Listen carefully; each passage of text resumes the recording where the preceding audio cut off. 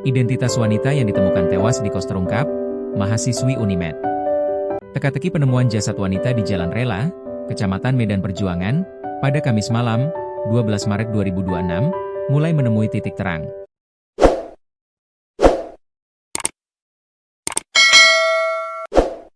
Dari informasi yang dihimpun Tribun Medan di tempat kejadian perkara, TKP, korban diketahui berinisial MA Boru, BR, Naibaho, yang disebut-sebut merupakan mahasiswi semester 8 di Universitas Negeri Medan, Unimed.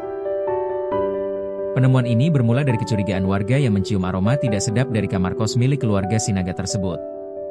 Hingga saat ini, pihak kepolisian masih mendalami penyebab pasti kematian mahasiswi yang tengah menempuh tingkat akhir tersebut.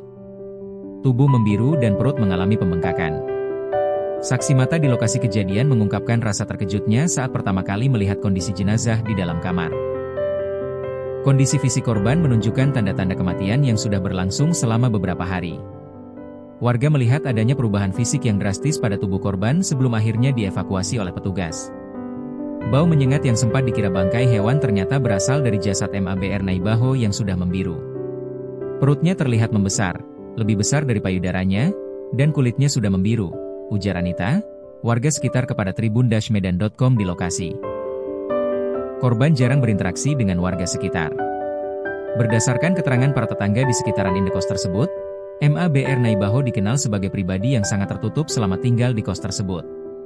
Aktivitasnya jarang terpantau oleh warga karena lingkungan kos yang dilengkapi dengan pagar besi tinggi.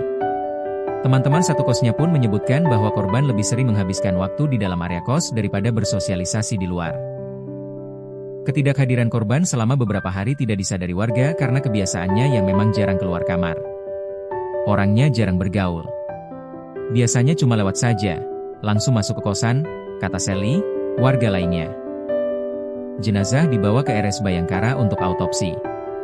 Tim gabungan dari kepolisian telah melakukan olah tempat kejadian perkara, TKP, untuk mencari bukti-bukti pendukung. Jenazah MABR Naibaho kini telah dibawa ke RS Bayangkara di Jalan Wahid Hashim untuk menjalani pemeriksaan medis lebih lanjut. Polisi juga tengah menelusuri latar belakang korban melalui laman sosial media miliknya untuk menghubungi pihak keluarga.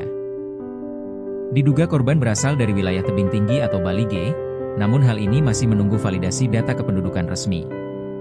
Hingga berita ini ditayangkan Tribun Medan masih berupaya mendapatkan keterangan resmi dari pihak kepolisian.